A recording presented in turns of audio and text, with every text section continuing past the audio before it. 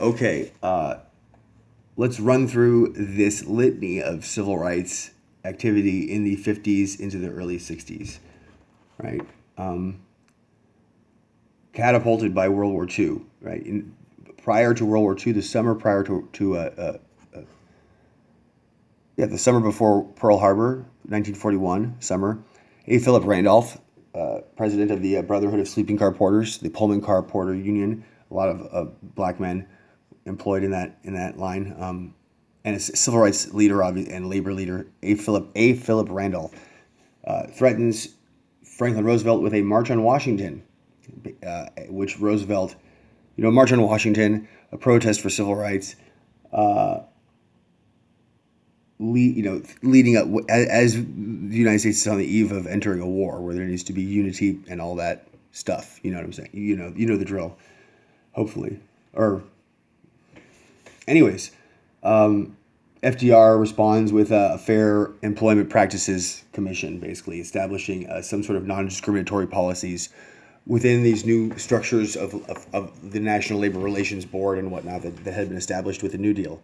So the march is called off. But A. Philip Randolph is important. Participation in World War II, like participation in the Civil War and like the Du Bois article we previously read related to World War I, military service is utilized by groups that are marginalized in order to no longer be marginalized and to get equal citizenship. Right? You can look at this as a good thing or a bad thing. I'm not going to tell you to judge it, but the idea that if you're willing to die and willing to kill others for the flag, for this country, that country should recognize you as equal. The fact that some folks feel compelled to do that in order to prove Japanese Americans, in order for Japanese American men of age to get out of internment camps, they have to agree to this. I'm a white man. I'm a white male, heterosexual. I've never had to. People. Nobody sees me as necessarily a foreigner or different, or I'm not marginalized as far as my rights are concerned. I've never had to join the military, so. But this is a common thing, even in our own time with immigrants, with undocumented immigrants, or with people going through the process of naturalization. That's expedited through military service. When in, I believe, 2012, former president Barack Obama came out in support of same-sex marriage equality for the LGBT community. His argument was of gays and lesbians, and they serve in our armed forces. That was the first thing he said, right? If you look at the interview, it's one of I think it was they're tax-paying citizens. They serve in our armed forces, right? That's always cited. So service in World War II. One gentleman who served in World War II, Mr. Jack Roosevelt Robinson, who plays for the Brooklyn Dodgers in 1947. So you have Nat King Cole, who has a television show in the 1950s, first African American to have host his own TV show. So there's things being put in place socially around us, socially from a social standpoint, a cultural standpoint. In 1954, you have the first real political blow to Jim Crow segregation, to segregation, not just Jim Crow segregation, and I'll explain why. In 1954, Brown versus Brown versus the Board of Education declares that separate but equal, the concept of separate but equal in the 1896 Plessy versus Ferguson decision will inevitably produce an unequal situation. The Chief Justice of the Supreme Court, a man named Earl Warren, who was appointed by Dwight Eisenhower, in his decision writes that separate but equal is inherently unequal. Right? This is the man who, as Attorney General of California, had to carry out the relocation and internment of Japanese Americans in 1942. 12 years later, he has a look at a similar situation in the sense that we are separating people based on how they look, and he, with the experience he had in life generally and with the law, but definitely with the Japanese internment situation, decides this is an inherently unequal thing, and we must reverse it, and we must declare Jim Crow segregation unconstitutional. Right? But this is something that does not necessarily, this is not something we should confine to the southern states. I'll tell you, and here's why. Number one, Brown versus Board. What board? Board of Education. Where? Topeka, Kansas. That's a free state. Topeka entered the Union as a free state. It was not a part of the former Confederacy. It is not a former slave state. There were separate schools, but not necessarily as much of a segregated society. This is a class action lawsuit, right? It's multiple plaintiffs from multiple school districts. And the reason it's called Brown v. Board is because they alphabetize the plaintiffs. Brown is, B is closer to the beginning of the alphabet. So we know it as Brown v. Board. But for example, there are school districts in South Carolina, right? The birthplace of secession during the start of the Civil War. The main colony and then state obstructing regulations on or elimination of slavery. South Carolina has certain school districts, one in particular where the average spending, separate schools, the white schools spend $179 per student. The black schools, they spend $43 per student. That's a massive difference, right? So this is for the first time really the federal government, the Supreme Court, right, saying explicitly that the society that people are living under, in particularly in the South, but the precedent, there are two cases that are precedent for this, that are used as precedent by Thurgood Marshall, who is the lawyer for the NAACP that argues Brown versus Board, right? He argues on behalf of the plaintiffs. He cites two cases, both from California. One is 1886, Yick Wo v. Hopkins, which deals with discriminatory practices by the city of San Francisco and issuing business licenses, right? Chinese immigrants, Chinese folks get here, Chinese Americans, some are born here, are trying to start their own businesses. This in this case in particular was I think a laundromat, and they're having they're being roadblocks. They're facing roadblocks as far as getting a business license purely because of their ethnicity and the discrimination against East Asian folks in California and the West Coast generally. So Yick Wo v. Hopkins, 1886. In 1946. Yes, 46. This is actually referenced in your textbook. Also, there's a case brought by Latino students in California dealing with segregated education, segregated schools, unequal treatment in schools, and you also had a situation of unequal treatment and segregated education for Asian students, for Chinese students in California. So there are also 13 years after Brown versus Board in 1967.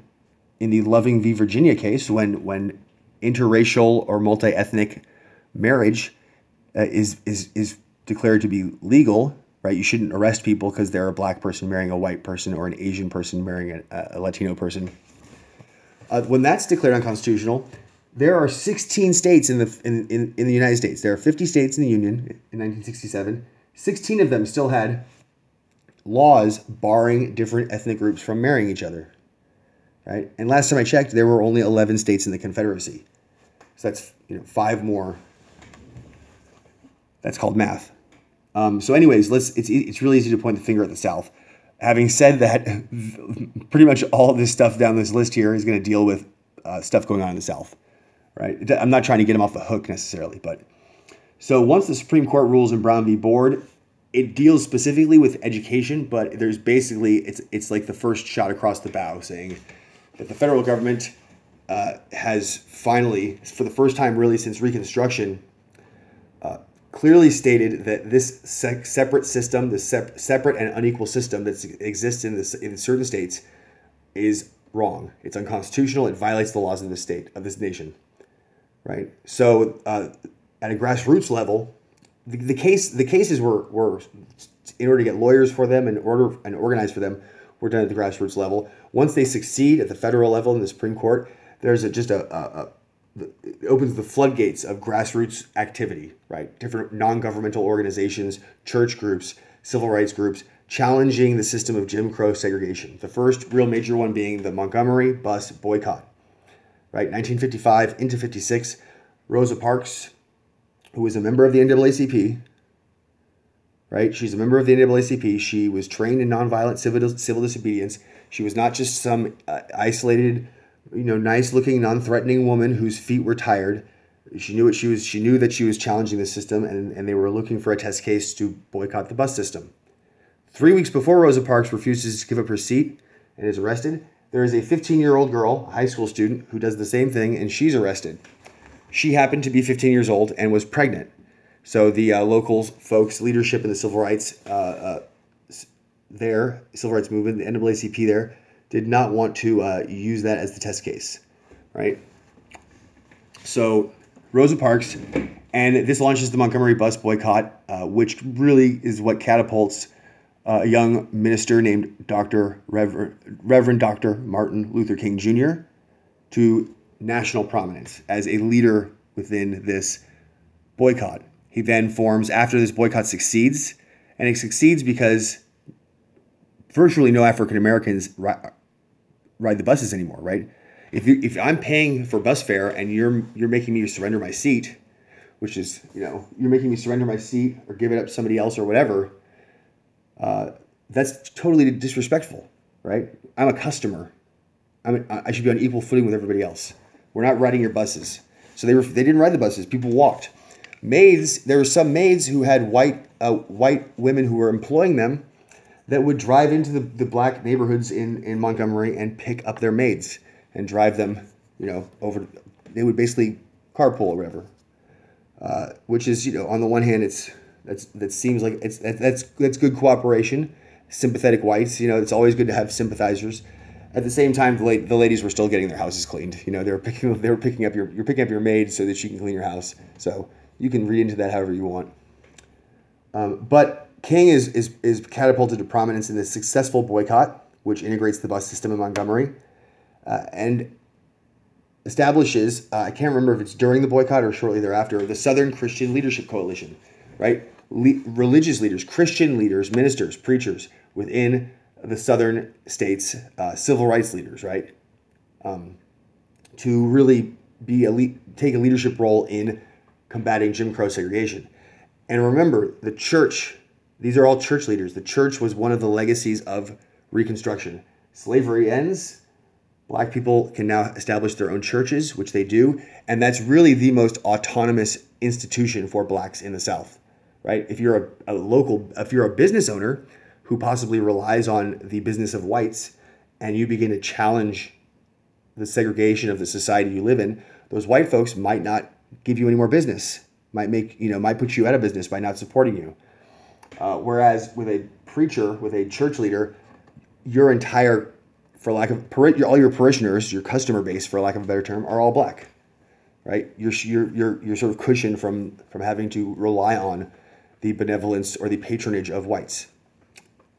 So that's one of the reasons early on church leaders take a really prominent role. The Southern Manifesto, which comes very early at this point, 1956, right? You have Brown v. Board, you have this boycott.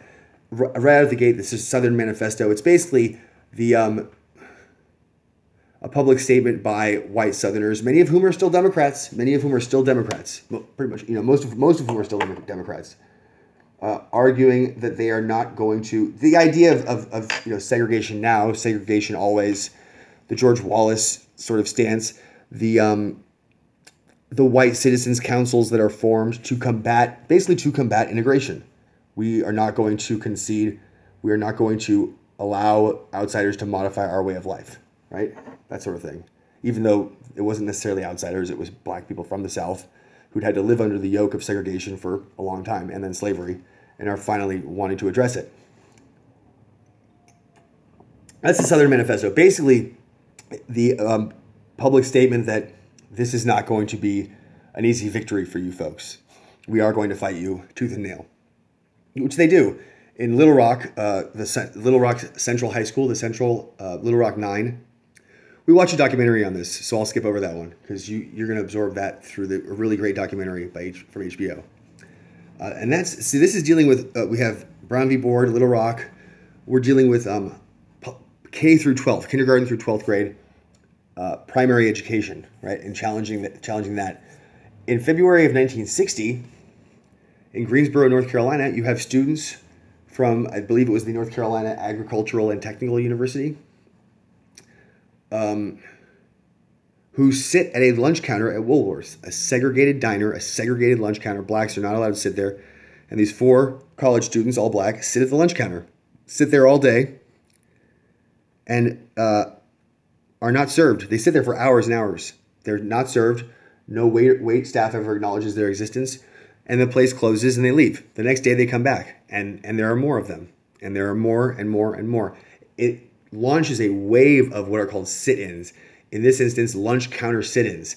Specifically, I mean, all in various places, but particularly targeting Woolworths. It's an old department store.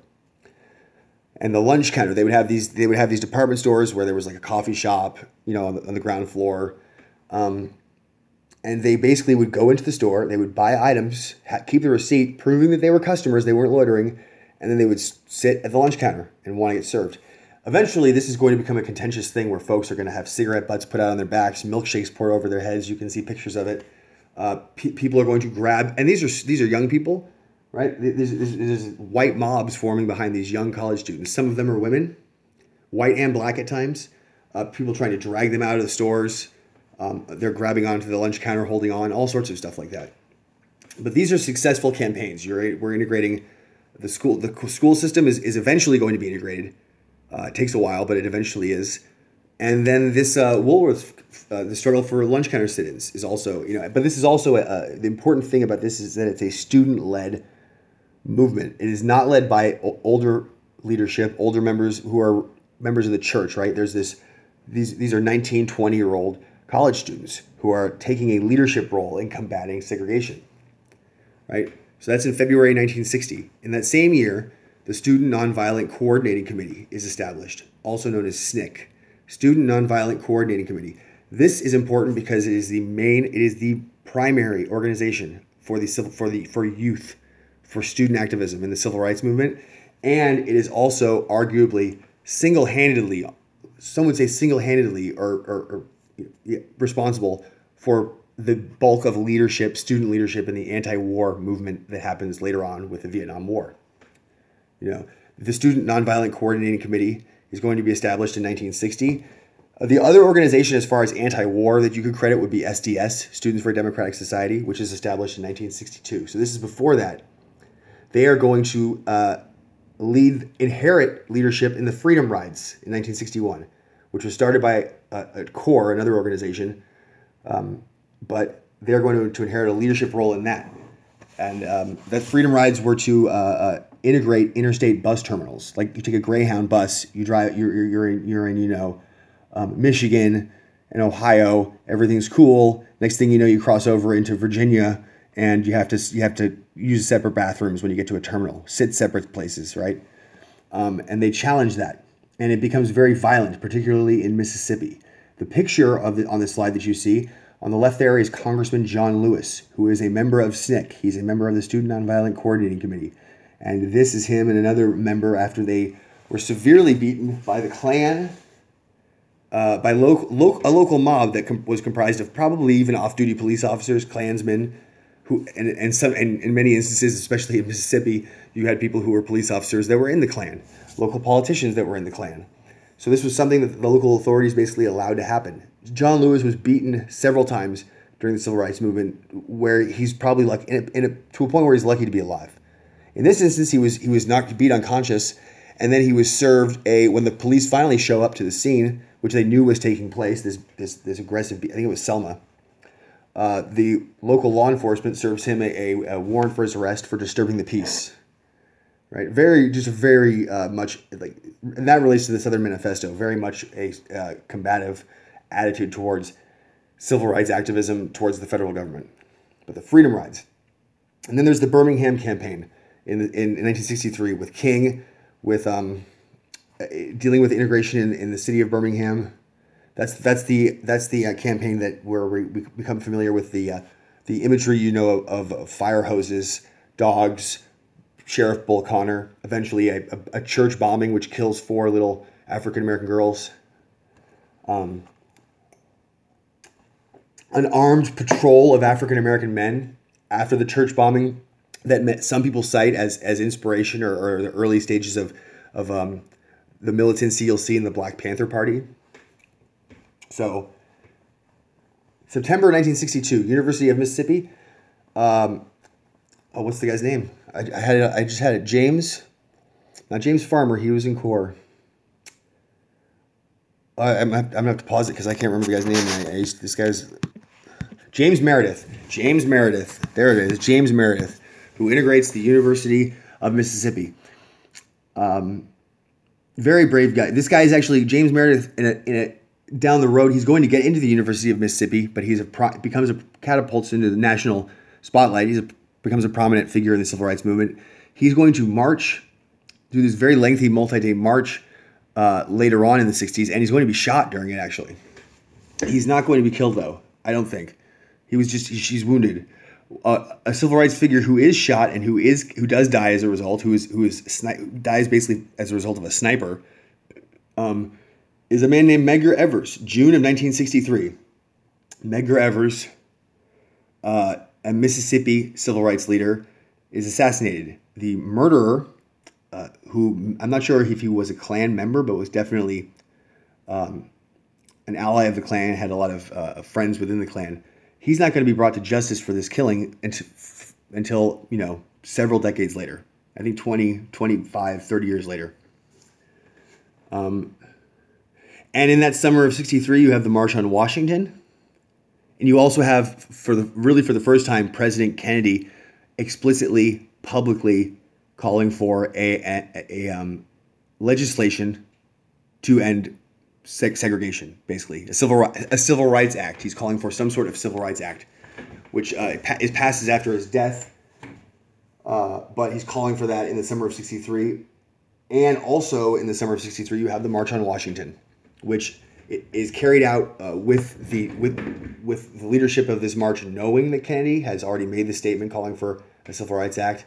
So it becomes really a march in support of this legislation that the president is trying to mold into place, and not as much of a protest, but as a celebration or in support of that legislation, and also as just a large gathering. It's seen as the high point of cooperation in the movement, but in American life in general, between black and white Americans, right? Who are all there are lots of white folks visible and represented at this march, lots of black folks, lots of different folks, and very peaceful. I think it was 250,000 people. You have Martin Luther King, Bob Dylan, and Joan Baez are going to perform. John Lewis is going to speak. John Lewis is going to have a speech, which is actually has various parts of it cut out by the Christian Leadership Coalition or whoever else because it was a little too militant. He basically asserts that he will take on segregation, or that they should take on Jim Crow segregation and combat it and destroy it, like Sherman's March to the Sea during the Civil War. William Tecumseh Sherman's basically scorched earth policy in Georgia, right? Very militant language. So he has to edit that out. But and of course the "I Have a Dream" speech, which is the iconic moment for Martin Luther King, his mic drop moment. And then, so this is mostly from the 50s, going into the 60s a little bit, but because when we get to the 60s, the next chapter, I really take it.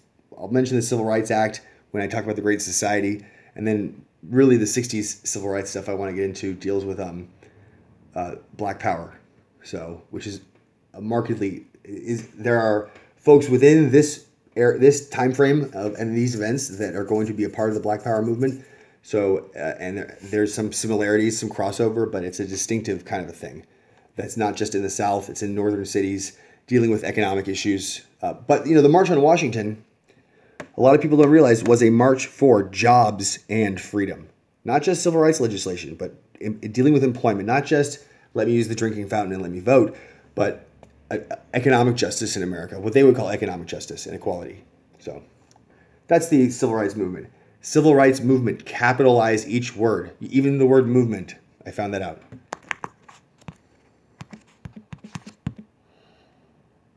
Oh, I forgot to mention, I should throw this in at the end. Birmingham campaign, that spring, summer of 63, is where you get the letter from a Birmingham jail that Martin Luther King writes, which I'm not sure if it's in our book, but check it out. It's an interesting justification for his actions. So,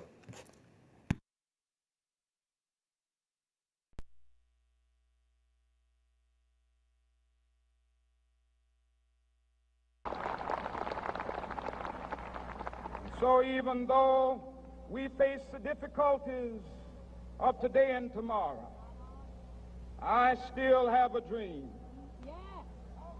It is a dream deeply rooted in the American dream.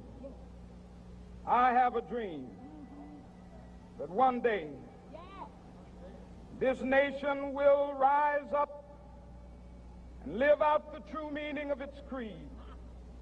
We hold these truths to be self-evident, that all men are created equal.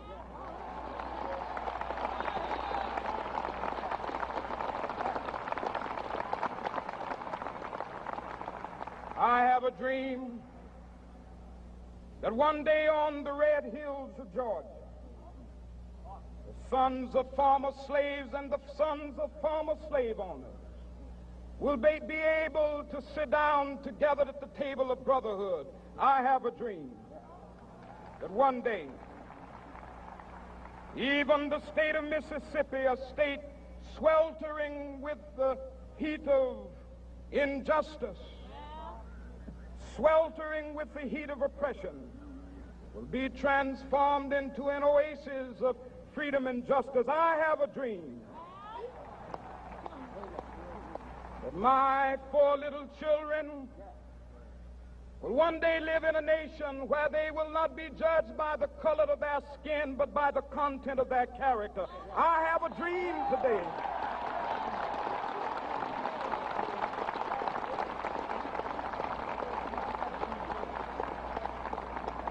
I have a dream that one day down in Alabama, with its vicious racists, with its governor having his lips dripping with the words of interposition and nullification, one day right there in Alabama, little black boys and black girls will be able to join hands with little white boys and white girls as sisters and brothers. I have a dream today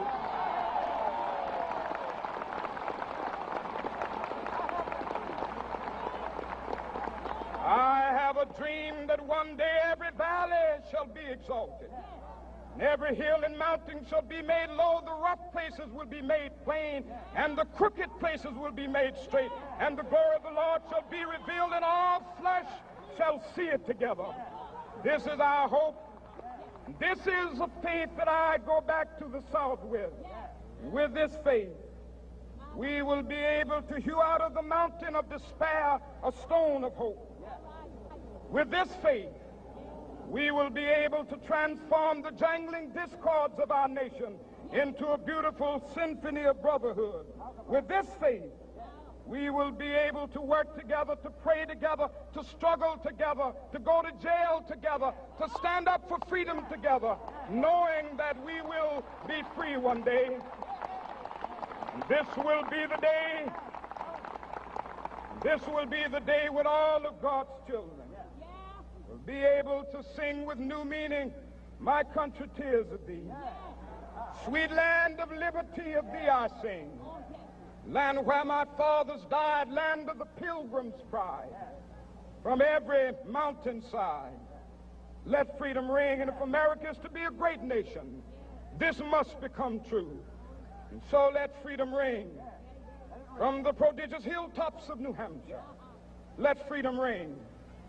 From the mighty mountains of New York, let freedom ring. From the heightening Alleghenies of Pennsylvania, let freedom ring. From the snow-capped Rockies of Colorado, let freedom ring. From the curvaceous slopes of California.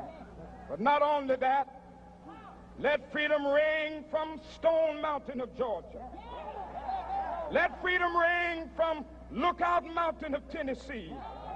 Let freedom ring from every hill and molehill of Mississippi, from every mountainside. Let freedom ring. And when this happens,